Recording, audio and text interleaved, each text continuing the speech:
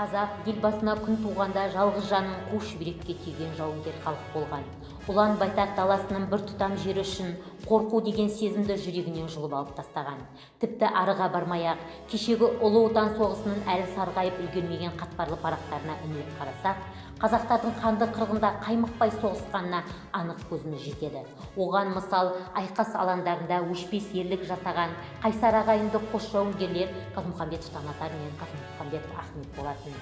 Қазмұхамбетов Таңатар 1918 жылы Ақтөбе облысы Ырғыз ауданы Тәуіп ауылында дүниеге келген. Жастайынан ата-анасынан жетім қалып, бауыры Ахмет екеуі Орынбор облысының жетім балалар үйінде тәрбие алған. Ол бала күннен-ақ адалдық, бауырмалдық, ержүректік, батылдық сияқты қасиеттермен ерекше көзге түскен. Мен әкемді үш соғыстың батыры деп санаймын. Себебі 1938 жылы әскерге алынып, Фин соғысына қатысқан. Әскерлік қызметі 1941 жылы Ұлы Отан соғысымен